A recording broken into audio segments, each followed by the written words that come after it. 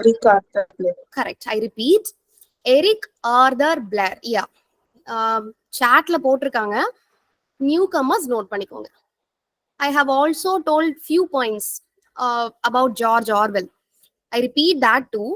He wrote a dystopian fiction. And the dystopian fiction என்ன அப்படின்னா work ஓட title 1984. 1984. Okay? 1984. What does it mean by dystopia? You know, you have heard about utopia, which is an ideal world, right? Plato talks about utopian world, right? Plato வந்து எப்படி யூட்டோபியாவை பத்தி பேசியிருப்பாரு. such an ideal world it is அப்படிங்கிற மாதிரி சொல்லியிருப்பாரு. Right? Everything ஒரு ஸ்டேட்ல எல்லாமே சரியா இருக்கு, மக்கள் சரியா இருக்கிறாங்க, நியாயம் சரியா இருக்கு, எல்லாமே நல்லா இருக்கு, ரொம்ப பீப்புளும் ஹாப்பியா இருக்கிறாங்க அப்படின்னா தட் இஸ் யூட்டோபியன் வேர்ல்டு. சரியா? அப்ப அப்படியே ஆப்போசிட் அததான் நம்ம என்னன்னு சொல்லுவோம், டிஸ்டோபியா அப்படின்னு சொல்லுவோம். யா, அன்ஜஸ்ட் சொசைட்டி. கிரேட். ஸோ டிஸ்டோபியாங்கிறது வந்து as he said, there will be no justice in that society. 1984 is based on that, right? 1984, the main protagonist's name is Winston Smith. Winston Smith is a protagonist, right? அவர் என்ன பண்ணுவாரு, ஒரு dystopian worldல தான் இருப்பார். Can you name that? What is a dystopian state mentioned in 1984? Correct. Oceania. Okay.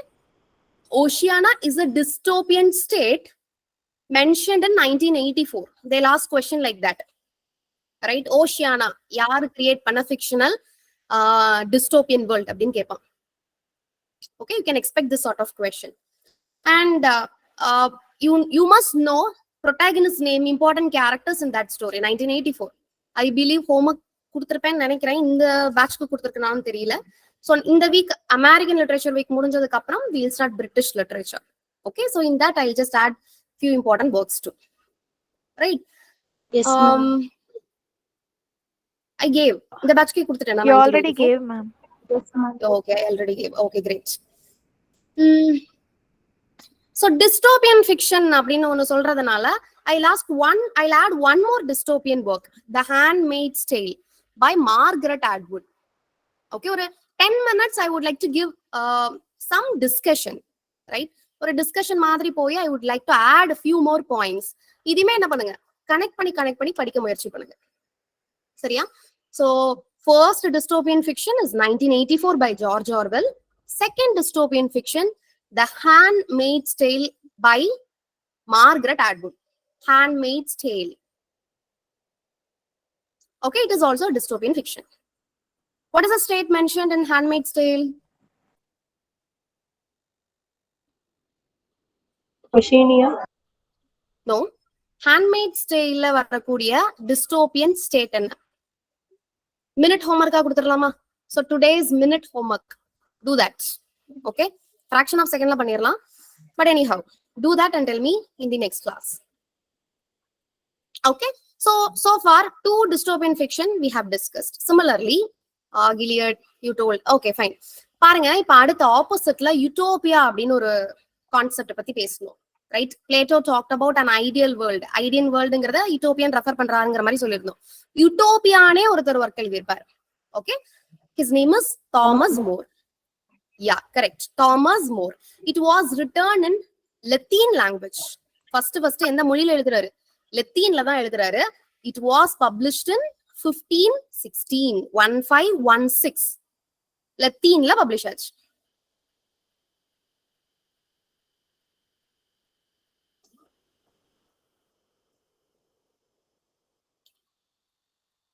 And this Latin work was translated in English by Ralph Robinson. This is net question. Who translated Thomas More's Utopia in English?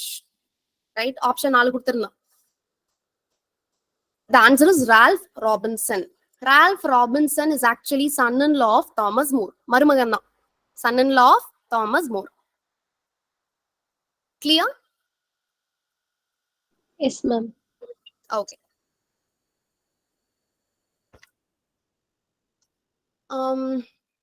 Yes. So tell me the feminist text which was published in 1970. Sexual politics by Sexual politics. Yeah, correct. Sexual politics. யாரு author யாருன்னு பார்த்தோம்? Millet. Kate Millett. Kate Millett. Correct. Kate Millett. Just a minute, I'm sharing my screen. Yeah, good. Late Millett illa Kate Millett. I guess spelling mistake. Okay. Typing error. I hope you can able to see the screen. Yes, ma'am. Okay. So I stopped here, right? So Kate Millett sexual politics எழுதுறதுக்கு ஒரு particular work வந்து influenza இருக்கும் அப்படினு பார்த்தோம். என்ன work? Second sex. Yeah, correct. Correct. Second Sex by Simone de Beauvoir, who was a French existentialist and a philosopher. Right? Simone de Beauvoir, என்னதான் அது வந்து it is actually a perfect feminist text. Okay? Feminism தான் பேசியிருப்பாங்க. But அவங்க வாழ்நாள்ல she didn't even agree that she was a feminist. சரியா? Criticisation வரும் அப்படிங்கிற பயத்திலையா என்னன்னு தெரியல. பட் வாழ்க்கையில அவங்கள feminist அப்படின்னு அவங்க அக்செப்ட் பண்ணவே இல்லை. She just said that she was a philosopher. Okay. And she was also an existentialist. Right. She had a lifelong affair with some other writer. Can you name him? Jean-Paul Sartre. Correct. John Paul Sartre. John, J-E-A-N. Spelling paranga. J-E-A-N. John Paul Sartre. I try to write.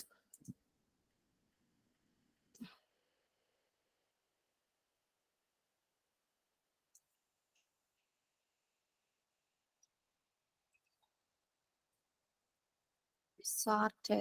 S-A-R-T-R. ரொம்ப மோசமா இருக்கு. I'll spell it. S-A-R-T-R-E. Sartre. John Paul Sartre. Okay. Okay. When the Second Sex was published? 1949. 1949. Correct. 1949. So who won Nobel Prize in 1949? William Faulkner. Correct. Very correct. William Faulkner. Okay, தெரியலன்னா பரவாயில்ல, ஒரு மாதிரி டிஸ்கஷன்ல தான் கொண்டு போறேன். நான் கேள்வி கேட்கறேன், தெரிஞ்சவங்க ஆன்சர் பண்றாங்க, அவங்க ரொம்ப படிக்கிறாங்கன்னு நினைக்காதீங்க. ஆல்ரெடி 6 மாசம் 7 மாசம் படிச்ச கேஸ் எல்லாம் உள்ள இருக்கு. சரியா? So newcomers, you no need to get panic. சரியா? Just learn it. That's it. 1949, William Faulkner won the Nobel Prize. Who won Nobel Prize in 1948? அதுக்கு முந்தின வருஷம். T.S. Eliot. Correct. T.S. Eliot. You know who wrote The Wasteland, right? Already discussed பண்ண Wasteland அப்படிங்கிற போமை எழுதின T.S. Eliot won Nobel Prize in 1948. So 1948 T.S. Eliot, 1949 William Faulkner. The next person 1950 ல Bertrand Russell. Okay, கண்டினியூஸா 3 வருஷத்தோட significance படிச்சாச்சு. Okay, I'll add one more point. 1949 ல ஒரு important work publish ஆயிருக்கும். அந்த ஒர்க்க நான் இப்ப சொன்னேன். 1984. ஹோம்வொர்க் பண்ணிருக்கீங்க தானே? ஹோம்வொர்க் படிக்கிறது ஸ்டோரிய மட்டும் ரீட் பண்ணக்கூடாது, அந்த விஷயத்தையும் தெரிஞ்சுக்கோங்க. ஒரு ஸ்டோரி நீங்க படிக்கிற பட்சத்துல அந்த ஆத்தர் யாரு, ஆத்தரை பத்தின பேசிக் இன்ட்ரோடக்ஷன் அது தெரிஞ்சிருக்கணும். ரைட்? ஏன்னா எல்லாருமே வந்து 5 years கம்ப்ளீட் பண்ணிருக்கீங்க, இல்லைன்னா எம்ஏ ஃபர்ஸ்ட் இயரோ செகண்ட் இயரோ பண்றவங்களா தான் இருப்பீங்க. உங்களுக்கு நெட் சிலபஸ்ல இருக்கிறதுல பாதி போர்ஷன்ஸ் வந்து உங்களோட காலேஜ் சிலபிலே இருக்கும். ஸோ தனியா ஆத்தர் இன்ட்ரோடக்ஷன் தேவை நடத்தணும் அப்படிங்கிற மாதிரி எதிர்பார்க்காதீங்க. பேசிக்கான விஷயங்களை தெரிஞ்சு வச்சுக்கோங்க. சரியா? எந்த ரைட்டர், எந்த கண்ட்ரியை சார்ந்தவர், இந்த ஒர்க் என்ன எப்ப பப்ளிஷ் ஆச்சு, வெதர் இந்த ஒர்க்குக்கு ஏதாவது சீக்வல் இருக்கா, ரைட்? இந்த ஒர்க் ஏதாவது ஒரு நோட்டபிள் அவார்டு ரிசீவ் பண்ணியிருக்கா, இது எல்லாமே ஒரு ஸ்டோரின்னு கொடுத்தா கம்ப்ளீட்டா you have to see all such things, not about the character. ஒரு 10 கேரக்டரை வரிசையா எழுதி வச்சு டைம் வேஸ்ட் பண்ணாதீங்க. நமக்கு தேவை ஒரு ஸ்டோரியில ஒரு 4ல இருந்து ஒரு 5 கேரக்டர் தான் மேக்ஸிமம் இம்பார்ட்டன்ட் கேரக்டரா இருப்பாங்க. இந்த மைனர் கேரக்டர்ஸ் எல்லாம் எழுதி வச்சு ஒரு ஸ்டோரிக்கு 1 day ஆக்காதீங்க. ப்ரிப்பரேஷன்ங்கிறத பொறுத்த வரைக்கும் எப்படி இருக்கணும் அப்படின்னா, if I have given you farewell to arms, understanding word, இல்ல கிரேட் கேட்ஸ்பி ஸ்காட் ஃபிட்ஸெரால்டோடது பண்ணிருப்பீங்க 2 days. ஸோ ஒரு ஸ்டோரியை பண்றதுக்கு maximum you have to take 20 minutes மேக்ஸிமம்னே பார்த்தா 20 minutesக்கு மேல நீங்க ஒர்க் பண்ணிருந்தீங்க அப்படின்னா அது அவசியம் இல்லாதது. அப்படி நீங்க ஒர்க் பண்ணிருந்தா எதெல்லாம் நீங்க ஒர்க் பண்ணிருக்கணும்னா அந்த ஆத்தர் ஸ்காட் ஃபிட்ஸெரால்ட பத்தி ஒரு 2 points தெரிஞ்சு வச்சிருக்கணும். கிரேட் கேட்ஸ்பி இத மூவியா எனாக்ட் பண்ணிருக்காங்க. அந்த மூவில வாட் இஸ் த ஸ்பெஷாலிட்டி, யார் நடிச்சா, ரைட்? ஒரு ஹிந்தி ஹீரோ தான் நடிச்சிருப்பாரு. ஸோ இந்த மாதிரி எக்ஸ்ட்ரா பாயிண்ட்ஸ் வேணா நோட் பண்ணி வச்சுக்கோங்க, சரியா?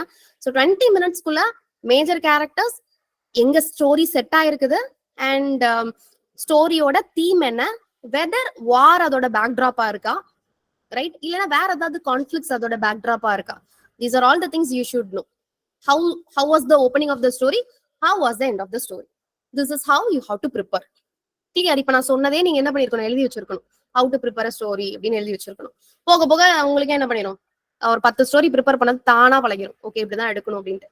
ஏன் சொல்றேன்னா, இப்ப 1984 நீங்க இன்னைக்கு ப்ரிப்பேர் பண்ற பட்சத்துல இன்னையோட அந்த 1984 முடிய போறது கிடையாது. அடுத்த ஃபியூச்சர்ல யாராவது ஒருத்தவங்கள 1984 நடத்த வைப்போம். உங்களுக்கு ஆல்ரெடி அந்த ஸ்டோரி தெரியும், அவங்க தெரியாத ஏதாவது ஒரு 4 பாயிண்ட்ஸ் சொல்லுவாங்க, ரைட் இட் டவுன். ஸோ இப்படியே அந்த ஒரு ஸ்டோரி 2 or 3 times ரிப்பீட் ஆயிடும் கிளாஸ்ல. So you'll get extra points there. So நீங்க அதுல ரொம்ப ஒர்க் பண்ண வேண்டிய அவசியம் கிடையாது. லேட்டரா அப்டேஷன் கிடைக்கும் போது நீங்க எக்ஸ்ட்ரா பாயிண்ட்ஸ் நோட் பண்ணி வச்சுப்பீங்க. அதுலயே உங்களுக்கு அந்த ஸ்டோரி கவர் ஆயிடும். So know the basic of the story, the content. Okay, that is completely enough. Now coming back to Kate Millett. As you said, the second sex was published in 1949 and it influenced Kate Millett to publish or to write this sexual politics. So politics அப்படிங்கறத இந்த அம்மா எப்படி refer பண்றாங்க? Kate Millett, what is actually politics according to her? Relationship. Yes. So how a woman, right, bind, அதாவது அவங்களை எப்படி வந்து அந்த சொசைட்டி, ஒரு சோசியலா கன்ஸ்ட்ரக்ட் ஆயிருக்கக்கூடிய சொசைட்டிக்குள்ள அவங்களை எப்படி ஃபிட் பண்ணிருக்கிறாங்க, ரிலேஷன்ஷிப் அப்படிங்கிற பேர்ல அவங்க எப்படி வந்து பிரிசனரா இருக்கிறாங்க அப்படிங்கறதான் இந்த அம்மா வந்து she tried to explain, right? Okay. So firstல இருந்து just a gist I'll just tell you now, as I know some new joiners are here. So Sexual Politics is the first work of American writer Kate Millett and it was actually her PhD dissertation. It was published in 1970 and it is important book of second wave feminism. நீங்க feminism எடுத்துக்கிட்டீங்கன்னா 5 feminismோட upgrade மாதிரி வந்துகிட்டே இருக்கும். First wave feminism, second wave feminism, third wave feminism, fourth wave feminism, fifth wave feminism அப்படின்னு சொல்லிட்டு ஃபெமினிசம்லயே later பீரியட்ல different structure அதுக்கு கொடுக்க ஆரம்பிச்சிட்டாங்க, சரியா? அதுல செகண்ட் வேவ் ஃபெமினிசம் அந்த கிரைட்டீரியாக்குள்ளதான் செக்ஷுவல் பாலிடிக்ஸ் அப்படிங்கிறது இருக்கும், சரியா? It is a radical feminist text அப்படின்னு சொல்லியிருந்தேன் இல்லையா? So this books analyzes the subjugation of women, how women were subjugated in a society, how socially she was subjugated, how politically and culturally she was subjugated, right? So all such things were discussed by Kate Millett here. So see, here she just criticized particular author of 20th century. Major authors, சாதாரண author கிடையாதுங்க. D.H. Lawrence was a renowned 20th century writer. You know Henry Miller and Norman Mailer, very important American writers. So இந்த ஆட்களை புடிச்சு வச்சுட்டு இந்த அம்மா பயங்கரமா திட்டுது sexual பாலிடிக்ஸ்ல. என்ன மாதிரியான ரைட்டிங்ஸ் இந்த ரைட்டர்ஸ் எழுதுறாங்க, செக்ஸிஸ்ட் அப்படிங்கிற மாதிரி கிரிட்டிசைஸ் பண்ணுது, சரியா? ஏன்? If you take the work of D.H. Lawrence for example, எல்லாருக்குமே ஒரு ஒர்க் காமனா தெரிஞ்சிருக்கும், sons and lovers. You see, நீங்க சன்ஸ் அண்ட் லவ்வர்ஸும் எடுத்துக்கலாம், லேடி சாட்டர்லீஸ் லவ்வரும் எடுத்துக்கலாம். You know lady Chatterley's lover by D.H. Lawrence is a banned work. You know what is mean by banned? BANNED. Banned na அந்த work publish பண்ண விடாம தடை பண்றதுதான் என்னன்னு சொல்லுவோம், banned work அப்படின்னு சொல்லுவோம். So what is the banned work of D.H. Lawrence அப்படின்னு கேட்டா the answer is Lady Chatterley's Lover, சரியா? why it was banned? Actually அந்த டைம்ல அந்த work வந்து ரொம்பவே அப்சீனா இருந்தது அப்படிங்கிற மாதிரி சொல்லியிருக்காங்க. ஓகே, சோ அதனாலேயே அப்சீனிட்டி ட்ரையல்ல இந்த D.H. Lawrenceோட லேடி சாட்டர்லி லவர்ஸ் வந்து கிராஸ் பண்ணிருக்கும், சரியா? அப்சீன் ட்ரையல் எழுதி வச்சுக்கோங்க, ஆர் அப்சீனிட்டி ட்ரையல். டிஹெச் லாரன்ஸோட லேடி சாட்டர்லீஸ் லவர். அப்படி என்ன அந்த கதை அப்படின்னு பாத்தீங்கன்னா, ஒரு அப்பர் கிளாஸ் லேடி இருப்பாங்க, ரைட்? ஹஸ்பண்டுக்கு வந்து ஒரு பர்டிகுலர் அக்கேஷன்ல பேரலைஸ் ஆயிடும், பாடி கம்ப்ளீட்டா இடுப்புக்கு கீழே பேரலைஸ் ஆயிடும்.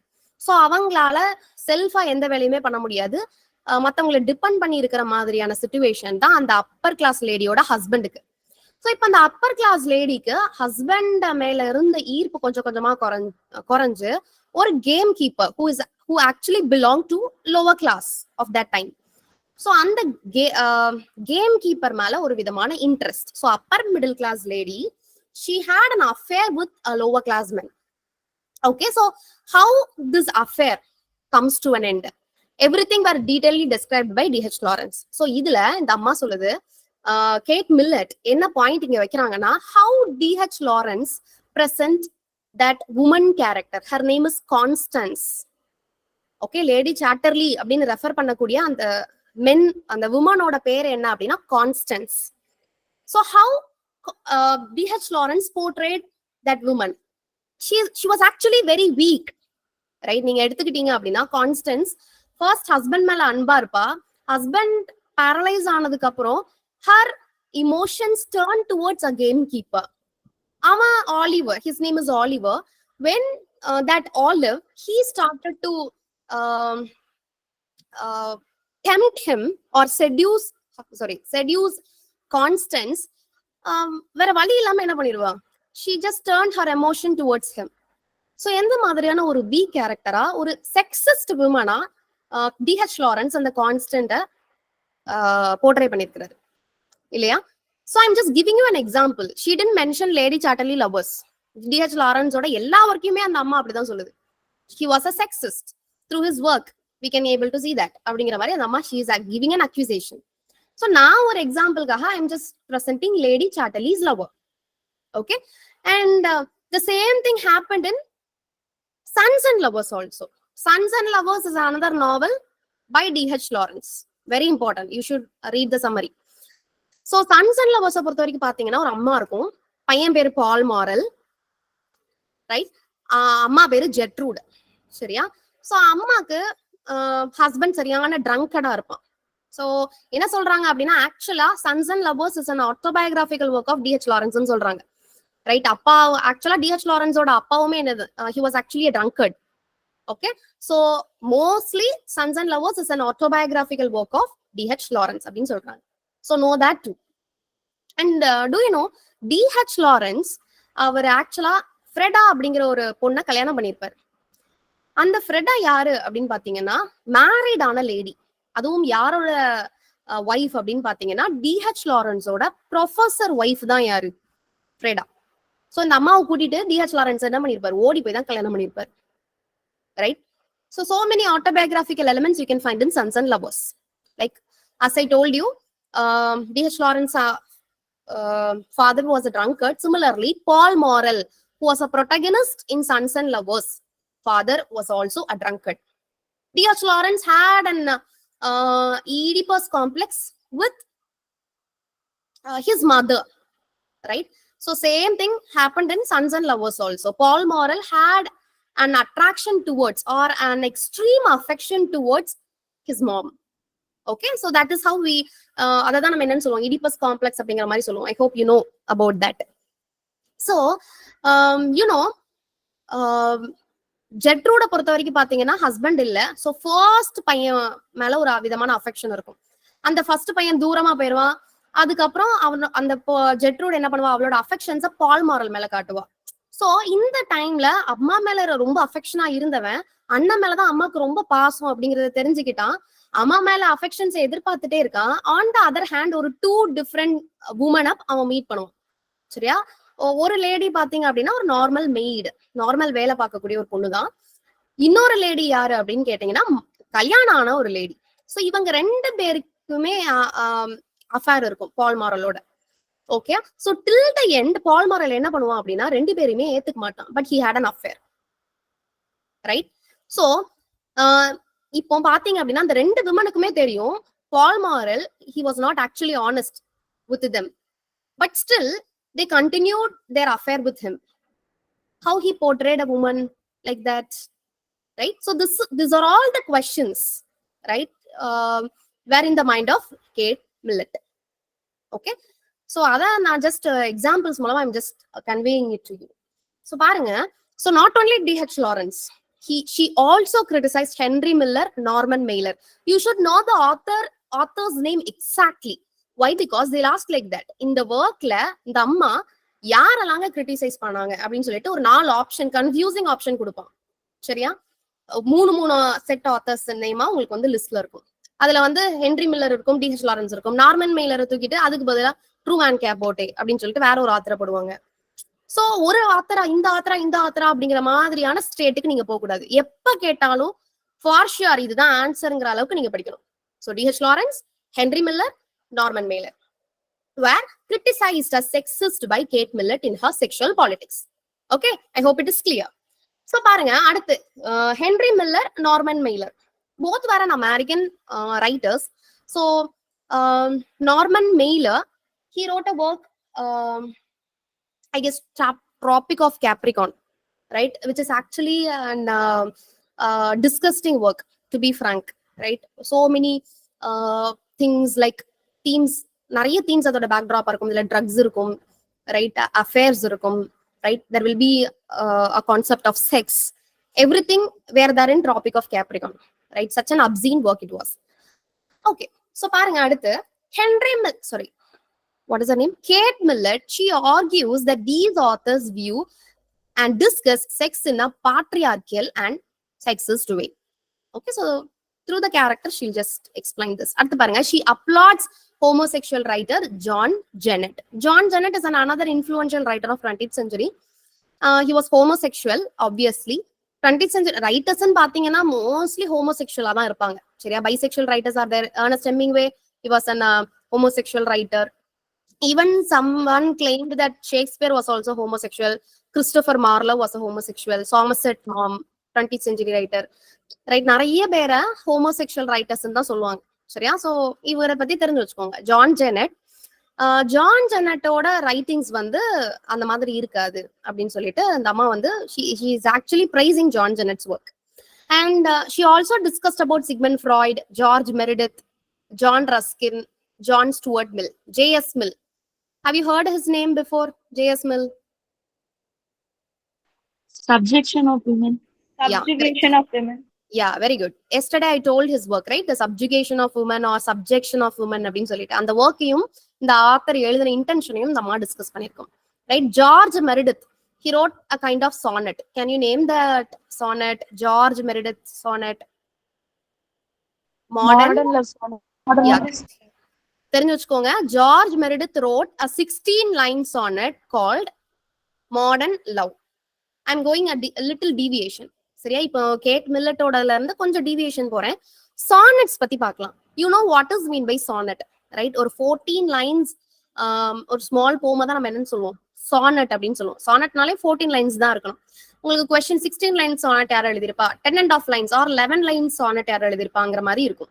சரியா? ஷேக்ஸ்பியருமே 14 லைன்ஸ் சானட் எழுதிருப்பாரு, 19 லைன்ஸ் சானட் எழுதிருப்பாரு, 13 லைன்ஸ் சானட் எழுதிருப்பாரு. So you should know all such things. I repeat, George Meredith wrote Modern Love Sonnet. Modern Love Sonnet consists of 16 lines. Similarly, another writer called G.M. Hopkins,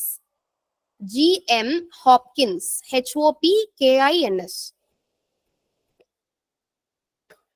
I try to write with my hand. Hopkins. Okay. So he wrote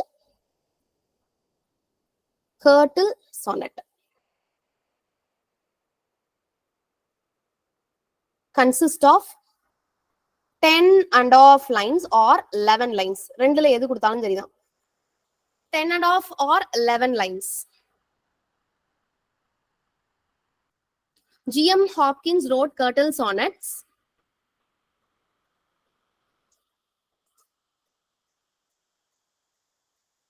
Curtle Sonnets பொதுவா எத்தனை lines இருக்கும் அப்படின்னா 10.5 or 11 lines. சரியா? Ma'am, சொல்லுங்களேன். Hopkins வந்து poet He was a poet. வேற ஏதாவது ஒரு ஒர்க் சொல்ல முடியுமா ma'am? Pied Beauty. Pied Beauty is a sonnet of G.M. Hopkins. Sonnet தான் நிறைய எழுதிருக்காரா? Yeah, he was a sonnet writer. He also wrote poem like Wind Over, WINDHOVER. I tell the rest of the works. சரியா, author எல்லாமே அடுத்து நம்ம பார்ப்போம். So அப்ப நான் உங்களுக்கு ஒர்க்ஸ் எல்லாமே நான் கிளியரா சொல்றேன். இப்போதைக்கு நான் சொல்ற பாயிண்ட்ஸ் எக்ஸ்ட்ரா பாயிண்ட் நோட் பண்ணி வச்சுக்கோங்க. ஐ காண்ட் ஒரு 10 ஒர்க்க ஒரேடியா நல்லா சொல்ல முடியாது.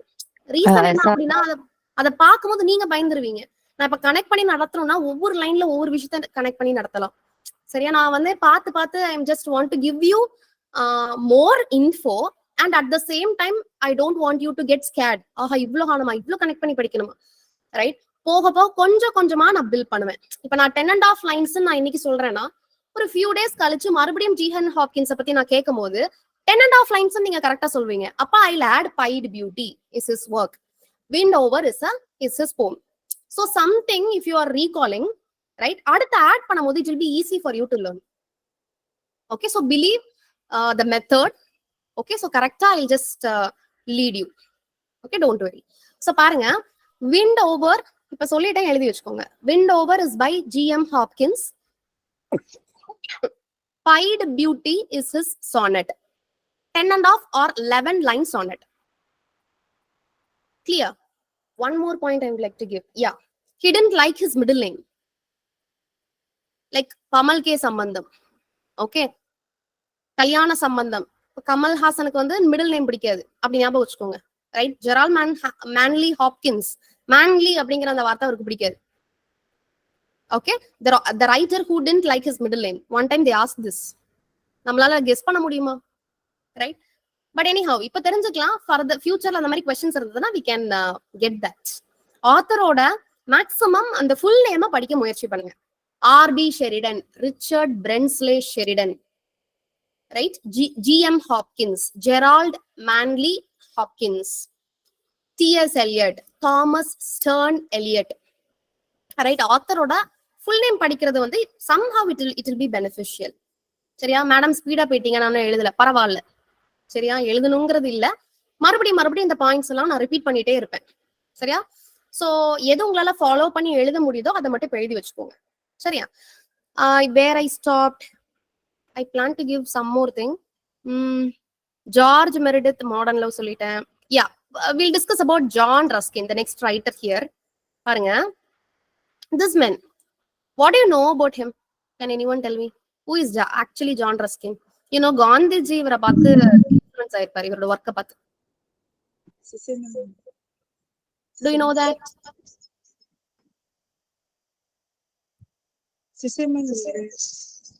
என்னப்பா கேட்கலையே எனக்கு. சரி, என்னமோ சொல்றீங்க, எனக்கு சரியா கேட்கல. சரி, எனக்கு I just write with the hand. Unto the Lost. Unto the Lost is a work by John Ruskin. Okay, so later periodல ஜான் ரஸ்கினோட Unto the Lost யார் இன்ஃப்ளூயன்ஸ் பண்ணிருப்பாங்க அப்படின்னா Gandhiji. Okay, somehow it is a political work. He liked it. Gandhiji liked it very much. So you know, John Ruskin was actually patron to some movement. Can you name that? Pre-Raphaelite. Very good. PRB movement, Pre-Raphaelite Brotherhood. Dante Gabriel Rossetti, you have heard about him, right? Christina Rossetti, அண்ணன் தங்கச்சி, எழுதி வச்சுக்கோங்க. Pre-Raphaelite Brotherhood. Pre-Raphaelite Brotherhood oda patron. You know what is the meaning of patron? Who help the writers with their money. இப்போ இந்த Pre-Raphaelite Brotherhood பாத்தீங்கன்னா maximum எல்லா ரைட்டர்ஸும் போயம்ஸும் எழுதுவாங்க, பெயிண்டர்ஸாவும் இருப்பாங்க. Actually they love the works of Angelo, they love the works of Raphael, right? Particularly இந்த ரெண்டு ரைட்டர்ஸ்க்கு முன்னாடி வாழ்ந்த பெயிண்டர்ஸையும் இன்ஃப்ளூயன்ஸ் பண்ணிருப்பாங்க. அதனாலதான் இந்த பிரதர்ஹுட்டோட நேம் என்னன்னு பாருங்க, Pre-Raphaelite Brotherhood. ரஃபேலுக்கு முன்னாடி அப்படின்னு அர்த்தம், ரைட்? சோ த கிளாசிக்கல் பெயிண்டிங்ஸ இன்ஃப்ளூயன்ஸ் பண்ணி பெயிண்டிங்ஸ பேஸா வச்சு போயம் எழுதுவாங்க. ஓகே, அததான் Pre-Raphaelite Brotherhood அப்படின்னு சொல்றோம். ஸோ இதோட பேட்டர்ன் மணி கொடுத்து அந்த ரைட்டர்ஸ்க்கு ஹெல்ப் பண்றாங்க, அவங்களதான் பேட்டர்ன் சொல்லுவோம். So John Ruskin was patron to pre Raphaelite brotherhood. Clear? Pre-Raphaelite movement was established in the year 1848. 1848. You should know the year too. Okay, so that's all about John Ruskin. Clear? Then we discussed about John Stuart Mill already. So coming to the next point, Kate Millett, she also argues the imbalanced distribution of power between the sexes stems from the patriarchal structures which afford men greater freedom, authority, power over their female partners. How a society was socially constructed. Even you can take your family, right, who was very powerful.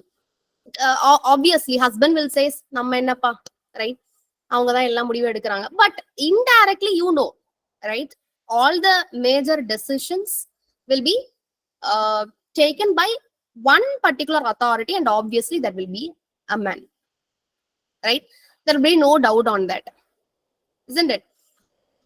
Okay, so பாருங்க, so how a woman or this is how ஒரு family தான் ஒரு சமூகத்தை உருவாக்குது. ஃபேமிலிலேயே அந்த domination வர ஆரம்பிக்கும் போது obviously it will affect the society, right?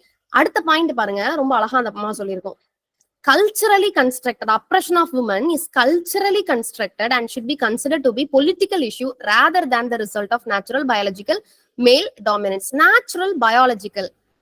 So பிறக்கும் போது உள்ள அந்த டிஃபரன்சஸ், ஒரு விமன் சைல்டும் பிறக்குது, ஒரு ஃபீமேல் சைல்டும் பிறக்குது, ஒரு மேல் சைல்டும் பிறக்குது அப்படின்னா, ஸோ அந்த குழந்தைங்களோட பயாலஜில எந்த விதமான டிஃபரன்சஸும் விதிக்கப்படலை.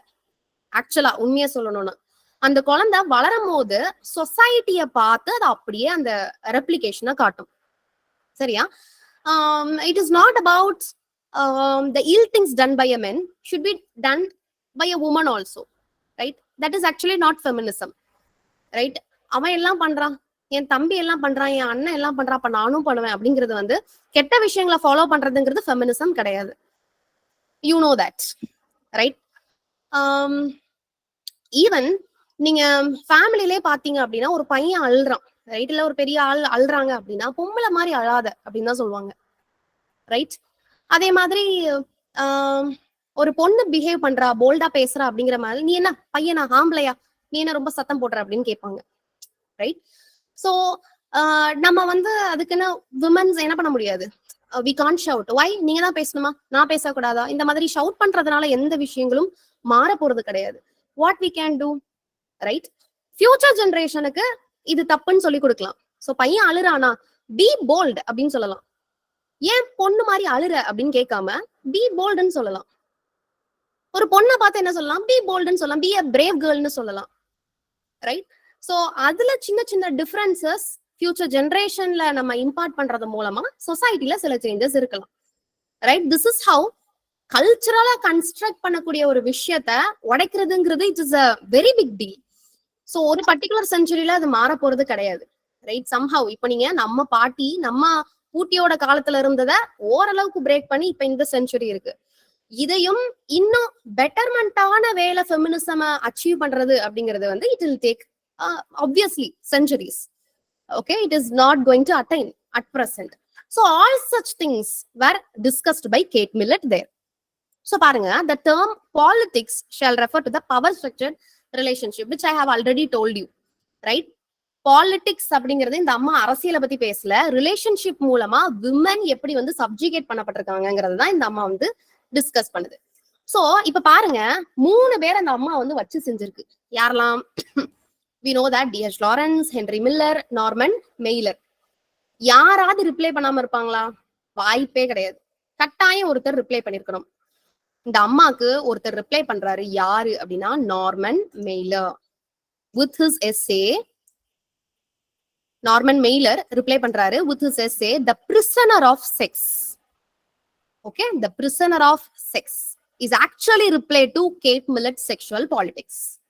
Is actually அது மட்டும் கிடையாது, அடுத்து எழுதுற ஒவ்வொரு டெக்ஸ்ட்லயுமே ரைட் கேட் மில்லட்ட கிரிட்டிசைஸ் பண்றாரு Norman mailer. So who criticized Kate Millett's sexual politics, right அப்படின்னு கேட்டாங்கன்னா the answer நிறைய பேர் கிரிட்டிசைசேஷன் வச்சிருப்பாங்க. எக்ஸாக்டா ஒர்க் கொடுத்து கேட்கறாங்க அப்படின்னா The Prisoner of Sex, is by Norman Mailer. Hope the point was clear. So இந்த விஷயங்களை நீங்க வந்து இந்த ஒர்க்ல தெரிஞ்சுக்கிட்டா போதும், ரைட்? கேட் மில்லட்டோட செக்ஷுவல் பாலிடிக்ஸ். உங்களுக்கு மோஸ்ட்லி ஃபெமினிசம் பொறுத்த வரைக்கும் you can expect year question, chronology question, right? அப்படி இல்லைன்னா டெஃபினிஷன் மாதிரி இந்த ஒர்க்ல இதுதான் இந்த அம்மா டிஸ்கஸ் பண்ணிருக்கா. இல்லைன்னா என்ன பண்ணுவான், கேட் மில்லட்டோட செக்ஷுவல் பாலிடிக்ஸ் கொடுக்காம மாத்தி கொடுப்பான், ரைட்? செக்ஷுவல் பாலிடிக்ஸ் பை பெட்டி ஃப்ரைடன் அப்படின்னு கேட்பான். ஆக்சுவலா ஃபெமினைன் மிஸ்டேக் எழுதுனதான் பெட்டி ஃப்ரைடன். ஆத்தரோட நேமை மாத்தி whether this is true or false, assertion reason மாதிரி கேட்பான், ரைட்? யூ ஷுட் நோ எந்த ஒரு டெக்ஸ்ட், கிரிட்டிக்கல் டெக்ஸ்ட் எடுத்தாலும் அந்த ஒர்க்கோ அந்த ஒர்க்கோட டைட்டில் மட்டும் அதுக்கப்புறம் அந்த ஒர்க்கோட பப்ளிகேஷன் மட்டும் தெரிஞ்சா பத்தாது. பிகாஸ் உங்களுக்கு வருஷம் ஆக ஆக கொஸ்டினோட டஃப்னஸ் இன்க்ரீஸ் ஆகிக்கிட்டே இருக்கும், ஃபார் ஷியோர் இன்க்ரீஸ் ஆகாதான் செய்யும். அப்ப அதுக்கு நீங்க என்ன பண்ணணும், உங்களை எக்யூப் பண்ணிக்கணும். நான் இது வந்து பர்டிகுலரா ஓல்ட் ஸ்டூடெண்ட்காக நான் சொல்றேன். இப்போ நியூ ஸ்டூடெண்ட்ஸை பொறுத்த வரைக்கும் ஒரு ப்ராப்பரான ஒரு பாத்துல அவங்க இப்போ வந்து just they have started. So somehow ஒரு 6 monthsல அவங்களை கைட் பண்ணி தே கேன் கம். பட் உங்களை பொறுத்த வரைக்கும் ஆல்ரெடி ரிசல்ட்ஸை பார்த்து தேம்பி தேம்பி அழுத ஆட்கள் நிறைய பேர் இருக்கிறீங்க உள்ள, சரியா? சோ அதுக்கு அழுறதுனால எதுவும் மாற போறது கிடையாது. எதுல லேக் ஆகுறீங்க அப்படிங்கறத பாருங்க. சோ ஒரு டெக்ஸ்ட் கொடுக்குறோம், ஒரு டெக்ஸ்ட நடத்துறோம் அப்படின்னா அந்த டெக்ஸ்ட்ல கம்ப்ளீட்டா அதை நீங்க ரீட் பண்ணிருக்கணும், சரியா? For example if I taught you tonight Kate மில்லட்ஸோட செக்ஷுவல் பாலிடிக்ஸ் நான் நடத்திருக்கேன். நான் ஓல்ட் ஸ்டூடெண்ட்ஸ்க்காக சொல்றேன், நியூ ஸ்டூடெண்ட் பண்ணாலும் தப்பு இல்லை. நீங்க என்ன பண்ணுங்க, ஜஸ்ட் கோ டு விக்கிபீடியா. நீங்க வேற எதுவுமே எக்ஸ்ட்ராவா பார்க்க வேண்டாம். இதுல இருக்கக்கூடிய பாயிண்ட்ஸும் இருக்கும், இதுல இல்லாத சில பாயிண்ட்ஸும் இருக்கும். Update your self, but don't take more then 5 minutes. Read பண்றதுக்கு 5 minutesக்கு மேல ஆக்க வேண்டாம். நைட்டே அதை முடிச்சுட்டு கோ டு பெட். ஸோ இந்த மாதிரி உங்களை just update your self. Because I believe இந்த அசர்ஷன் ரீசன் சார்ட் ஆஃப் கொஸ்டின்ஸ்ல தான் வந்து நிறைய பேர் வந்து கன்ஃபியூஸ் ஆகுறீங்க. ஸோ அதுக்கு மெமரி பவர் தேவை. கண்டினியூஸா ரீகால் பண்ணிக்கிட்டே இருக்கணும், சரியா? படிக்கிறத இன்னைக்கு படிக்கிறத இல்லைன்னா ஃபார் எக்ஸாம்பிள் திங்கக்கிழமையில இருந்து நீங்க வெள்ளிக்கிழமை வரைக்கும் படிக்கிறீங்க, சரியா? சனிக்கிழமை 5 daysல நீங்க என்ன படிச்சீங்களோ அதுக்குன்னு ஒரு டைம் ஸ்பெண்ட் பண்ணுங்க. ஒரு 2 to 3 hours தாராளமா ஸ்பெண்ட் பண்ணுங்க. ஐயோ படிச்சதே படிக்கணுமே தயவு செஞ்சு நினைக்காதீங்க. அதுக்காக தான் ரிவிஷன் செஷன் குரூஷியல்னு மறுபடியும் சொல்றோம். ரிவைஸ் பண்ணதான் மெமரியில ஸ்டோர் ஆகும், சரியா? உங்களுக்கு இப்ப படிச்சது நல்லா படிக்கிற மாதிரி இருக்கும், நல்ல ஞாபகம் இருக்கிற மாதிரி இருக்கும். 2 வாரம் அதை நீங்க தொடாமலே இருந்தீங்க அப்படின்னா 2 வாரம் கழிச்சு மறுபடியும் முதல்ல இருந்து படிக்கிற மாதிரி இருக்கும், சரியா? Because we have experienced all such things. அதுக்கப்புறம் தான் நெட் கிளியர் பண்ணிருக்கோம். சோ இந்த மிஸ்டேக்கை நீங்க பண்ணக்கூடாதுங்கிறதுக்காக தான் I'm just telling you, if you are smart you should learn from other persons mistake. Okay, believe that you are smart. அப்படி இல்லைன்னா ஸ்மார்ட்டா இனிமேல் இருக்கணும்னாலும் என்ன பண்ணுங்க, முயற்சி பண்ணுங்க, சரியா? So learn from other people's mistakes. What are the mistakes we have done? I have done personally. I'm just telling you, right? Believe in my techniques, in my methods. Definitely you people will clear. சரியா? ஒரு கான்ஃபிடென்ட்டா இருங்க. பாடத்தை பார்த்ததும் ஒரு 10 பேஜை பார்த்ததுமே இன்னும் நிறைய படிக்கிறதுக்கு இருக்கே, புக்கை பார்த்ததுமே பயப்படுறீங்க. 4 புக்கு தான், ரைட்? நீங்க இன்னும் லிட்ரேச்சர் நடத்துற ஆட்கள் எல்லாம் பாத்தீங்க அப்படின்னா செட்டா புக்கு கொடுக்குறாங்க. இன்னையா அந்த புக்ல இருக்குங்கிற அளவுக்கு இருக்கு, சரியா? சோ ஒரு 4 புக்ஸ் தான் கொடுக்குறோம். அது போக சில எக்ஸ்ட்ரா டெக்ஸ்ட், சில எக்ஸ்ட்ரா ஒர்க்ஸ் கொடுக்குறோம். ரொம்பவே கம்மி தான், சரியா? புக்ஸ் வரதுக்கு முன்னாடியில எல்லாமே ரிட்டர்ன் நோட்ஸ் தான். பிள்ளைங்க வந்து வரிசையா எல்லா புக்ஸையும் எல்லா நோட்ஸையும் இப்போ நோட்டா எழுதும். ஸோ உங்க கையில புக்ஸ் இருக்கு, ஸோ வேலிடா அதை யூஸ் பண்ணுங்க. And one more thing, books வந்து இன்னைக்கு தான் டிஸ்பேச் ஆயிருக்கு, சரியா? ஃபார் 2 weeksக்கு முன்னாடி அட்மிஷன் போட்டவங்க தெரிஞ்சு வச்சுக்கோங்க, கண்டினியூஸ் அட்மிஷன்ஸ் இருந்ததுனால கொரியர் ப்ராசஸ் வந்து இன்னைக்கு தான் ஃபுல்ஃபில் ஆயிருக்கு, சரியா? ஸோ லாஸ்ட் 2 weeksல அட்மிஷன் போட்டவங்க இன்னும் புக் வரலையே நீங்க திங்க் பண்ண வேண்டாம். இன் another 2 days you will receive your books, சரியா? Don't worry. ரொம்ப டிஸ்டன்ஸ், ஃபார் எக்ஸாம்பிள் இப்ப கன்னியாகுமரி திருச்சிலாம் இருக்கிறீங்க, தஞ்சாவூருங்கும் போது ஒரு 1 or 2 day கொஞ்சம் தேவைப்படும். ஸோ அதனால ஹாவ் சம் பேஷன்ஸ். ஏன்னா அதனாலதான் நாங்க என்ன பண்றோம், புக்கை தொடாம other than that we are actually discussing. It is not in their book, it is actually not there in your book. இப்ப கேட் மில்லட்டோட sexual politics you have to take notes, not everything. Have a keyword மட்டும் note பண்ணி என்ன பண்ணி வச்சுக்கோங்க, எழுதி வச்சுக்கோங்க. Okay, I have an interesting topic, but feminine mystique start பண்ணி விட்டுட்டு I'll go to that, சரியா? for another 15 minutes, right? Classicism பத்தி பார்க்க போறோம், சரியா? which is actually a foundation for literature. English லிட்ரேச்சர்னு இல்ல, இங்கிலீஷ் அதாவது ரெனைசான்ஸ் பீரியட் வரைக்கும், ரெனைசான்ஸ் பீரியட்ல இருந்து நான் உங்களுக்கு ஸ்டார்ட் பண்ணேன். ஓல்ட் இங்கிலீஷ், மிடில் இங்கிலீஷ், ரெனைசான்ஸ்ல இருந்து இன்ட்ரோடக்ஷன் கொடுத்தேன். பட் இங்கிலீஷ் லிட்ரேச்சருக்கு பேசிக்ஸ் அப்படின்னு பாத்தீங்கன்னா கிளாசிசிசம். சரியா? அதுலயுமே நம்ம வந்து கிரீக் டெக்ஸ்ட் இருக்கு, ரோமன் டெக்ஸ்ட் இருக்கு. ஸோ அதை பத்தின ஒரு பேசிக் இன்ட்ரோடக்ஷன் அடுத்த ஒரு 5 மினிட்ஸ்க்கு நான் கொடுப்பேன். சரியா? So after this text, so பாருங்க, another important text of feminism, feminine mystique. Super text. Betty ஃப்ரைடனோட எக்ஸலண்ட் ஃபெமினிஸ்ட் டெக்ஸ்ட் தான் எனது feminine mystique, which was published in 1963. Okay, and what about quiz today? எல்லாரும் அட்டெண்ட் பண்ணீங்களா இன்னைக்குள்ள quiz? Yes, ma'am. Okay, great. கொஞ்சம் quiz work எப்படி இருந்தது? quiz helpful இருக்கா கொஞ்சம் சொல்லலாமா? What do you think? quiz worksலாம் பண்றது பிடிச்சிருக்கா?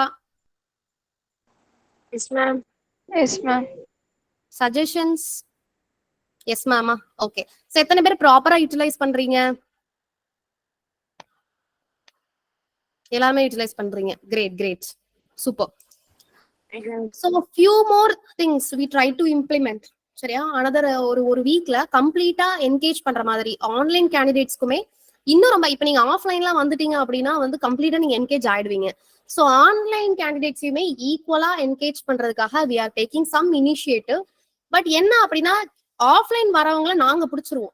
சரியா? பக்கத்துல வச்சோ மண்டையில குட்டியோ அப்படிலாம் பண்ண மாட்டோம், சும்மா சொல்றேன்.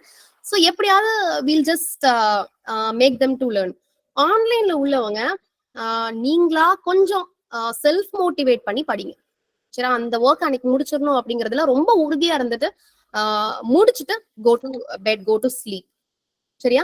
ஒரு வைராகியமா இருங்க. சரியா? கிளியர் பண்ணணும். எவ்வளவோ வாழ்க்கையில என்ன பண்ணிருப்போம், எல்லாருமே அசிங்கப்பட்டிருக்க மாட்டீங்க, but still I would like to tell. சில சமயம் சில பேர் ஆவரேஜ் ஸ்டூடெண்ட்ஸ் இருப்பாங்க, பிலோ ஆவரேஜ் ஸ்டூடெண்ட்ஸ் இருப்பாங்க. இவ்வளோ பெரிய எக்ஸாம் நீ எப்படி கிளியர் பண்ணுவேன், டிமோட்டிவேட் பண்றதுக்குனே ஒரு 10 ஆட்கள் நம்மளை சுத்தி இருக்கும். சரியா? Not everybody will be like our parents or a good friends around us or a good tutors around us.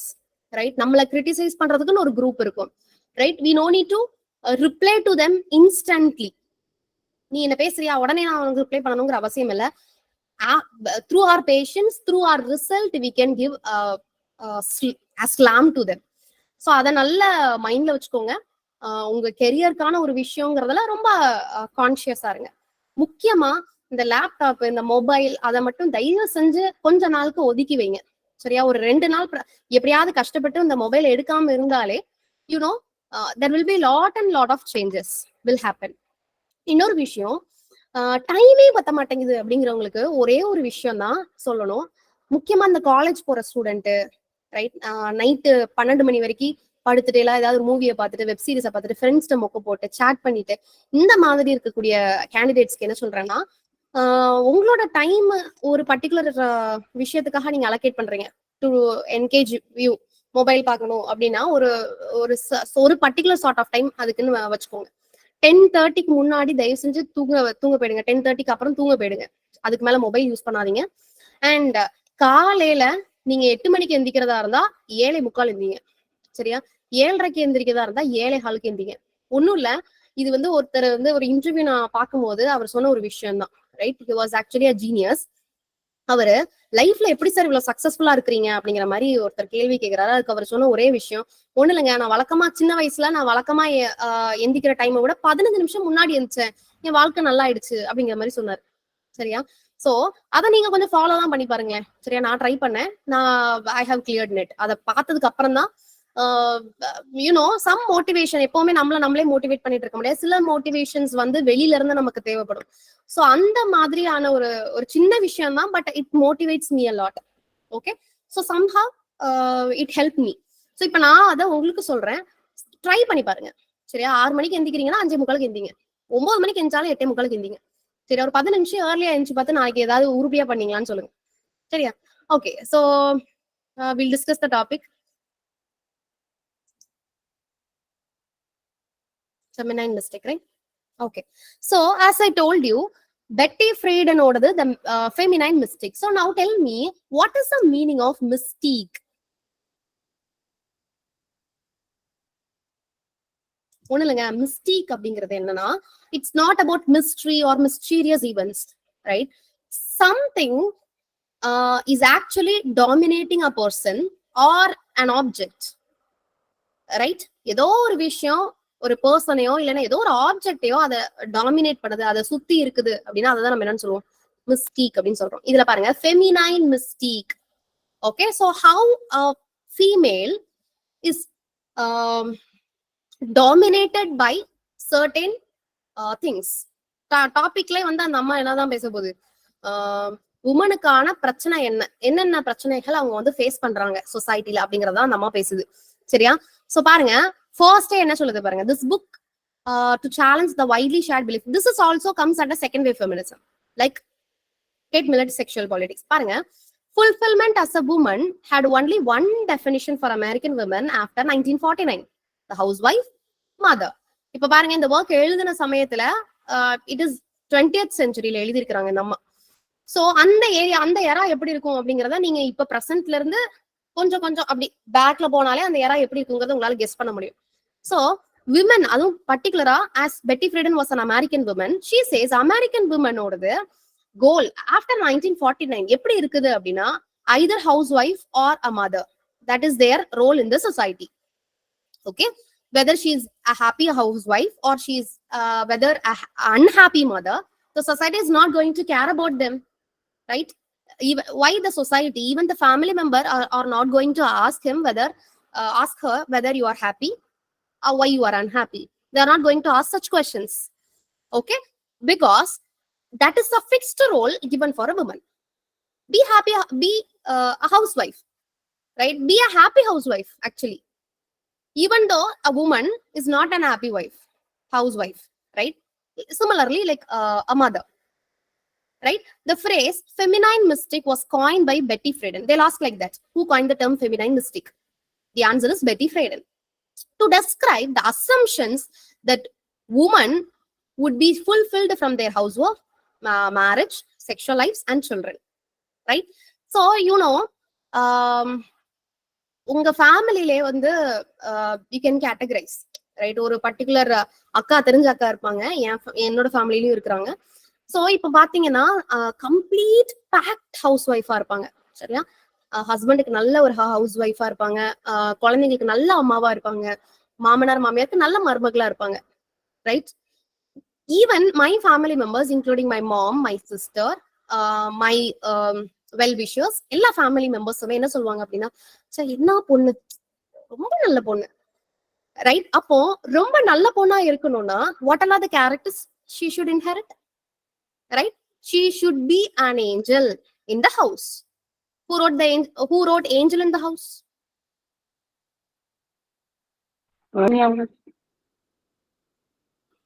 Angel in the House, Coventry Patmore. சரியா? Coventry Patmore, Patmore. Angel in the House நெட்ல போட்டீங்கன்னா author name வந்துடும். சரியா? இப்போதைக்கு work மட்டும் எழுதிக்கோங்க. So that is how a woman should behave or a woman should live in a society. That is what mystique, right? இப்படிதான் அவ இருக்கணும் அப்படின்னு there was a socially constructed society, right? So அதான் இந்த அம்மா சொல்லுது, that is actually a mystique அப்படின்னு சொல்லுது. பாருங்க, the prevailing belief was that women who are truly feminine should not want to work, get an education or have political opinions. சரியா? So பாருங்க, அந்த பொண்ணுக்கு ரொம்ப நல்ல பொண்ணுன்னு சொல்லிட்டாங்க. That is what actually she did. That is a medal she is actually getting. It is not important whether she is going to job, right? Now what all they are asking, உங்க பொண்ணு வேலைக்கு போறாளா, உங்க மருமக வேலைக்கு போறாளான்னு கேக்குறாங்க. அந்த காலத்துல அப்படி வேலைக்கு அனுப்புறீங்களா அப்படின்னு தான் கேட்பாங்க. நிறைய பேர் கிராமத்துல இருக்கிற ஆட்களுக்கு தெரியும். சோ அவங்களுக்கு ஒர்க் தேவையில்ல, உமனை பொறுத்த வரைக்கும் அவங்களுக்கு ஒர்க் தேவையில்ல. ஆனா என்ன தேவை, கல்யாணம் ஆயிடுச்சா அப்படின்னு கேட்பாங்க. சரியா? கல்யாணம் ஆனதுக்கு அப்புறம் குழந்தை இருக்கா அப்படின்னு கேட்பாங்க. சரியா? ஃபர்ஸ்ட் குழந்தை பிறந்ததுக்கு அப்புறம் ரெண்டாவது குழந்தை எப்போ பிறக்கும் அப்படின்னு கேட்பாங்க. எந்த ஸ்கூல்ல அடுத்த கேள்வி. Society will frequently ask so many questions only on a woman, right? Not to a man, right? Even இப்பவும் கிராமத்துல பிராக்டிஸ் இருக்கு. யூ நோ தட் நிறைய பேர் வந்து ஈவன் எக்ஸ்பீரியன்ஸ் பண்ணிருப்பீங்க, உங்க ஃபேமிலி மெம்பர்ஸ் மூலமா வந்து நீங்க கண் கூட அதை பார்த்திருப்பீங்க, ரைட்? ஏதோ ஒரு நல்ல காரியத்துக்காக போகும்போது ஒரு விடோவோ ஒரு டெஸ்டிடியூடோ ஆப்போசிட்ல வந்தா, right, they return back to the home and they'll drink water and then they'll go, right? They consider that is unauspicious. Is it? Still it was there in the practice. So how a woman was portrayed in the society, right? She should have or bindi vachirkanum, she should have a nuptial chain. Of course, that is our culture, we have to follow. That is completely fine. I'm not going to talk about that, okay? It will be extreme radical feminism. I'm just stopping that, okay? பாருங்க அடுத்த point பாருங்க. Feminine mystic begins with an introduction. எவ்வளோ அழகான ஒரு introduction பாருங்க. I really like it. The problem that has no name. There is a problem for a woman, but it has no name. எந்த பேரும் இல்லாத ஒரு பிரச்சனை அது. சரியா? You know, as I told you in the beginning, a woman who was very happy, right? இப்ப சொன்னா இல்லையா, எங்க ஃபேமிலியில ஒரு அக்கா ரொம்ப நல்ல பொண்ணு அப்படின்னு எல்லாரும் சொல்ற அளவுக்கு அந்த அக்கா இருக்கிறாங்க, ரைட்? பட் அந்த அக்காட்ட பேசும்போது அந்த அக்காக்கான எண்ணம் என்ன இருக்கும் அப்படின்னு கேட்டீங்கன்னா, பேசும்போது இந்த மாதிரி ஏதாவது கோச்சிங் சென்டர்ல ஜாயின் பண்ணணும்னு இருக்கு, ஏதாவது ஒரு கவர்மெண்ட் ஜாப் எப்படியாவது அட்டைன் பண்ணிடணுங்கிற ஆசை இருக்கு, ஆனா முடிய மாட்டேங்குது, பசங்களை பாக்குறதுக்கே சரியா இருக்குன்னு சொல்றாங்க. சோ பாருங்க, ஒரு பொண்ணுக்கான கனவு அப்படிங்கிறது வந்து கனவா மட்டும்தான் இருக்கணும் அப்படிங்கிறது வந்து இந்த சொசைட்டில ஒரு பில்டான ஒரு விஷயம். அஃப்கோர்ஸ் இப்போ வந்து we can't blame any men. நிறைய பீப்புள், நிறைய மென் வந்து they are actually supporting women for their education. கட்டாயம் எடுத்து படிக்கணும், அதுக்கப்புறம் ஜாபுக்கு போகணும். இப்போ உள்ள காலகட்டத்துல 2 பேரும் வேலைக்கு போகாம சமாளிக்கவும் முடியாது, அது வேற விஷயம். பட் ஸ்டில் அந்த சப்போர்ட்டிங் ஃபேக்டர் அப்படிங்கிறது அதுல இருக்கு, right? We have to accept that. But still there was a problem which has no name. Okay, that is what Betty Friedan introduction in the feminine mystic. Okay, it was not only applicable for 20th century, it is also applicable for 21st century. So this work has 14 chapters. Okay, so ஒவ்வொரு சாப்டர்ஸும் டீடைல்டா describe பண்ணணுங்கிறது இல்ல, but still I have given, நீங்க screenshot எடுத்து வச்சுக்கோங்க. ஒரு particular விஷயங்களை தான் இந்த அம்மா வேற வேற விதத்துல டிஸ்கஸ் பண்ணிருப்பாங்க, சரியா? நான் இவ்வளவு பெருசா எந்த ஒர்க்குமே நான் நடத்த மாட்டேன், but I want this should be read by everybody. Okay, that's why நிறைய ஃபீமேல் கேண்டிடேட்ஸ் இருக்கிறீங்க. So just read it, such an interesting work.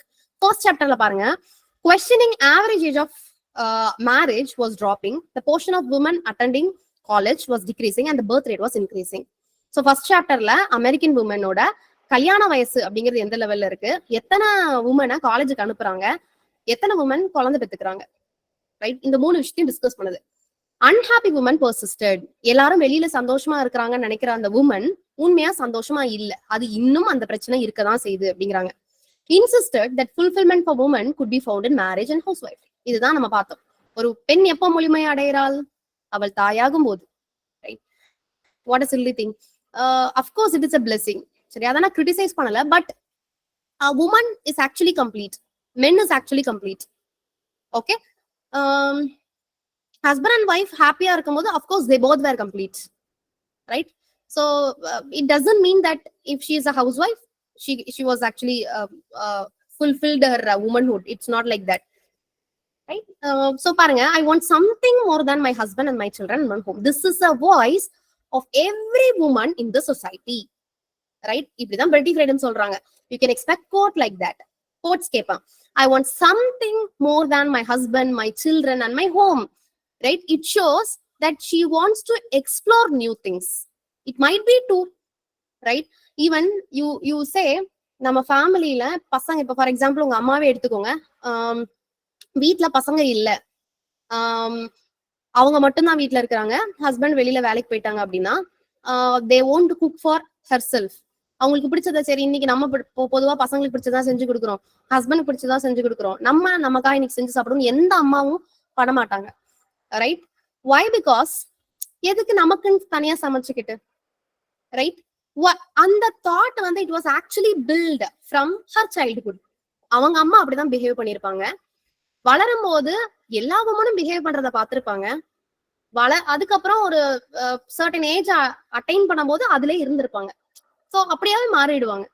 So அவங்களுக்கு என்ன தேவை அப்படிங்கறத அவங்க தேடுறதுக்கான வாய்ப்பு அமையாம போகுது. So this is what a woman were like. அடுத்து பாருங்க. So Friedan states that the editorial decision concerning women's magazine at that time were being made mostly by men. அமெரிக்கால அந்த டைம் பெட்டி ஃப்ரீடன் வாழ்ந்த காலத்துல நிறைய மேகசின்ஸ்ல முக்கியமான பொசிஷன்ல யார் தான் இருந்திருப்பாங்க அப்படின்னா மென் தான் இருந்திருப்பாங்க. ஈவன் தோ அது வந்து உமன்ஸ் மேகசினா இருந்தாலும். இப்ப நம்ம தமிழ்ல எல்லாம் உமனுக்கான சில மேகசின்ஸ் இருக்கும்ல, எனக்கு எக்ஸாக்டா பேர் ஞாபகம் இல்லையே. சோ ஏதாவது பேர் ஞாபகம் இருக்குதா? உமனுக்காக வரக்கூடிய ஒரு சின்ன மேகசின். மேகிதே மேம். என்னது மே? விகடன். கரெக்டா? ஸ்நேகிதி தானே சொன்னீங்க? Yes ma'am. ஸ்நேகிதின்னு ஒன்று நினைக்கிறேன். Yeah correct. ஸ்நேகிதின்னு ஒண்ணு உண்டு இல்லையா? அது வந்து ஒரு உமன் மேகசின் தான். உமனுக்கு தேவையானத அது வந்து குக்கிங்கா இருக்கலாம், இல்லைன்னா ஏதாவது ஒரு வீராங்கனையோட லைஃப் அச்சீவ்மெண்டா இருக்கலாம், ரைட்? எந்த ஒரு டீடைலுமே அதுல இருக்குன்னு வச்சுக்கோங்களேன், ஸ்நேகிதியே எடுத்துக்கோங்களேன். பட் அதுல என்ன வரணுங்கிறத டிசைட் பண்றது யாரா இருக்கிறாங்களா? மேலா இருக்கிறாங்க, மென்னா இருக்கிறாங்க? இதை இந்த அம்மா கொஸ்டின் பண்ணுது, ரைட்? சோ பாருங்க, who insisted on stories and articles that showed women as either happy housewife or unhappy careerist. So American magazines-ல மென்ன லீடா இருக்கக்கூடிய மேகசின்ஸ்ல மோஸ்ட்லி ஒர்க்ஸ் எந்த மாதிரி தான் இருக்குதான், மோஸ்ட்லி கதை எதை பேஸ் பண்ணி வருதான், ஹவுஸ் ஒய்ஃபா இருக்கும்போது ரொம்ப ஹாப்பியான போர்ட்ரேலும், ரைட், ஒரு கெரியரை நோக்கி போகும்போது அன்ஹாப்பி கெரியராஸ்டாவும் தான் ஒரு போர்ட்ரேயல் மேகசின்ஸ்ல இருக்குது, ரைட்? இததான் இந்த அம்மா என்னன்னு சொல்றது, this is actually this sort of magazine is creating a feminine mystique, right? So நிறைய விமன் சின்ன வயசுல 18-19 வயசுல கூட என்ன பண்ண, நம்ம கடமை முடியட்டும் அப்படிங்கிறதுக்காகவே கல்யாணம் பண்ணி கொடுக்கறத ரெடியா இருக்கிறாங்க பேரண்ட்ஸ், ரைட்? அந்த பொண்ணோட உடம்பு வந்து அடுத்து ஒரு சைல்ட் பர்த்தை தாங்குமா அப்படிங்கிறது கூட யோசிக்காத சமூகத்துல இருந்துதான் வந்திருக்கும், right? So still it was not a new thing, it is not happening in India, right? It is actually happening all around the world. That is what she is asking, right?